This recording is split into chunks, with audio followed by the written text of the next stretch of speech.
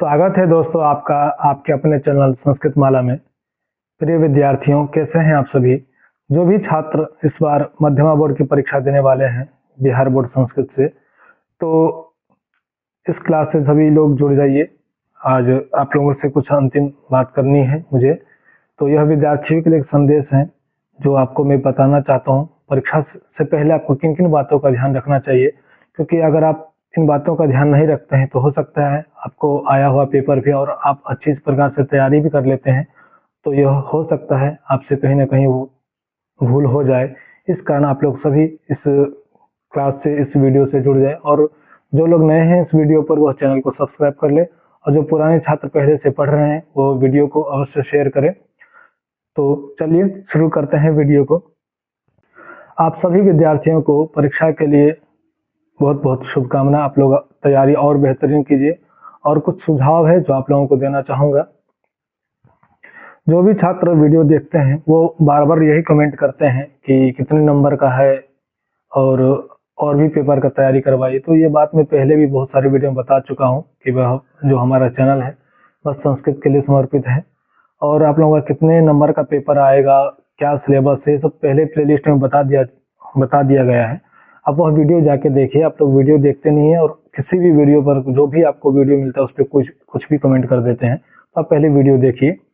तो अभी हम जो बात करने वाले हैं आप लोगों के लिए, जो भी छात्र इस बार एग्जाम देने वाले हैं उनके लिए मेरा एक सुझाव रहेगा, तो वो लोग ध्यान से सुनेंगे।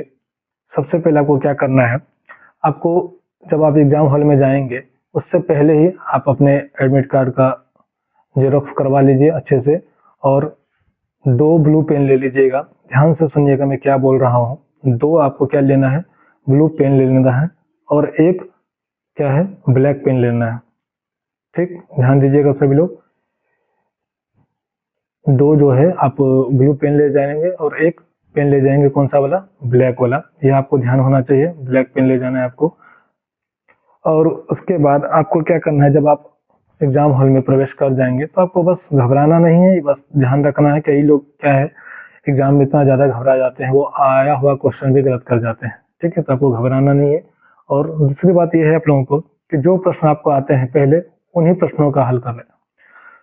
कई बार ऐसा होता है विद्यार्थियों के प्रश्न तो बहुत सारे आएंगे ही, आपको पता है, ठीक है, लेकिन हम क्या है पूरे प्रश्न को ही देखने में सारा समय निकाल देते हैं। तो ऐसा ना करें। पहले आपको जो प्रश्न आ रहे हैं, जो आपको लग रहा है कि हाँ ये मेरे से हो जाएगा, पहले उसको करें, क्योंकि आपके पास उतना समय नहीं है कि आप सारा पहले देखें कि मुझे कौन आ रहा है, नहीं आ रहा है, ठीक है, और इतना विचार करें कि इसको बाद में बनाऊंगा, इसको इतना नहीं सोचना है आपको। ठीक है, जो आपको पहले आ रहा है बस उसको बना के रखें। अगर आपके पास समय बचता है तो फिर उसके बाद जो आपने जो पेपर में जो आपसे प्रश्न नहीं बना था उन प्रश्नों को फिर देखना शुरू कीजिए। इसीलिए मैं कह रहा हूँ बार बार कि आपको जो पहले आ रहा है उसको फटाफट बनाइए, उसमें बिल्कुल भी देरी नहीं करना है। ठीक, और आगे आपको यह ध्यान रखना है आपको लिखना कैसे है। उत्तर जो है आपको जो भी प्रश्न का आप उत्तर लिखेंगे विद्यार्थी, उस उत्तर को एकदम साफ सुथरा आपको लिखना और क्रमबद्ध लिखना है।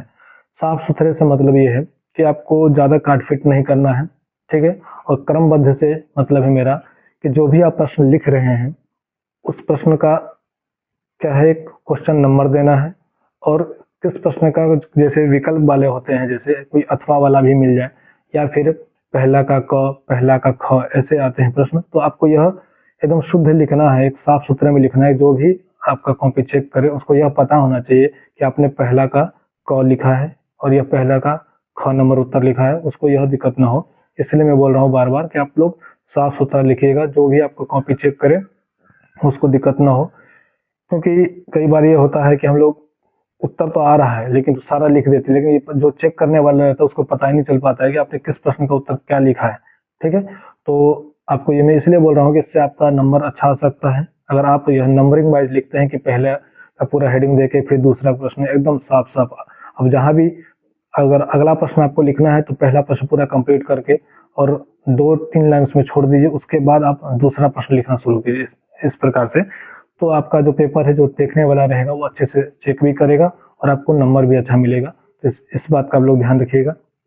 फिर आप लोगों के बाद एक बार और कहना चाहूंगा कि आप लोग समय का सही उपयोग कीजिएगा।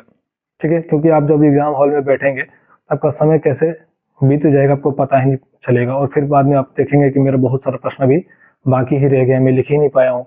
क्योंकि आप ऑब्जेक्टिव तो बना लेंगे बहुत जल्दी, क्योंकि 40 ही प्रश्न रहेंगे आपके पास, तो ऑब्जेक्टिव आप जल्दी ही बना लेंगे। लेकिन जो दीर्घोत्तरीय प्रश्न रहेंगे और लघुत्तरीय वाले प्रश्न, उसमें आपको ज़्यादा समय लगेगा। इसीलिए मैं कह रहा हूँ, जो प्रश्न आपको पहले आ रहा था, जैसे ऑब्जेक्टिव में आपको बहुत सारे प्रश्न ऐसे हैं जो आप जल्दी कर लेंगे। क्योंकि आप वीडियो देखिए, मेरा प्लेलिस्ट में जाकर मध्यमा बोर्ड का जो वीडियो है, वह वीडियो आप देख सकते हैं। उसमें से कई सारे प्रश्न ऐसे हैं जो रिपीटेड प्रश्न हैं, और इस बार भी यह आना ही आना है। तो इसीलिए मैं कह रहा हूँ, आप प्लेलिस्ट जाके पहले वो वीडियो देख लीजिए और ऑब्जेक्टिव प्रश्नों को पहले जल्दी कर लीजिए, जिससे आपका समय दीर्घोत्तरीय प्रश्न के लिए और लघुत्तरीय प्रश्न के लिए बचे, और आप अच्छे से उसको, जो अपने भाव है उसको अच्छे से व्यक्त कर पाए, अपने प्रश्नों का उत्तर अच्छे से लिख पाए। इसीलिए समय का सही उपयोग करना है आपको। ऐसा ना हो कहीं आपको आता हुआ क्वेश्चन भी छूट जाए, क्योंकि आपके पास समय नहीं रहेगा। इसलिए उसके बाद जब आप एग्जाम दे देंगे बच्चों, जब आपकी परीक्षा हो जाएगी अच्छे से, तो आपको एक काम करना है, वो ये है कि जब आपका एग्जाम खत्म हो जाए तो आप अपना प्रश्न पत्र का आप एक पीडीएफ बना के आप मुझे इस पर्सनल, जो मेरा यह व्हाट्सएप नंबर है, इस नंबर पे आप मुझे पीडीएफ के फॉर्मेट में आप मुझे भेजिएगा, जिससे मैं ठीक आपके भेजने के कुछ देर के बाद ही आपके लिए मैं एक आंसर की लेके आऊँ, जिससे मैं आपको यह बता सकूं कि आप कितने प्रश्नों को सही से हल किए हैं और कौन कौन सा प्रश्न आपका गलत है। तो इस बात का आप लोग जरूर ध्यान रखिएगा। आप एग्जाम हॉल से आते ही भूल नहीं जाइएगा। यह आप लोगों से मेरा एक निवेदन है कि आप लोग जैसे ही अपने एग्जाम खत्म करके आए, तो आप एक पीडीएफ फॉर्मेट बना लीजिए अपने को प्रश्न का, और इस नंबर पे आप नंबर देख लीजिए 7323908890 पर। इस व्हाट्सएप नंबर पर आप मुझे अपना पीडीएफ शेयर कीजिएगा। फिर मैं आपको अगले ही दिन, या हो तो उसी दिन, मैं आपको यह आंसर की बताऊंगा। आप लोग एक बार मिला भी लीजिएगा कि आपका कितना प्रश्न सही है। तो आप लोगों के लिए मैं बस इतना ही कहना चाहूंगा कि आप धैर्य रखिएगा, अच्छे से पेपर दीजिएगा। सभी बच्चों को संस्कृत माला की तरफ से ऑल द बेस्ट, बहुत बहुत शुभकामनाएं। जय हिंद।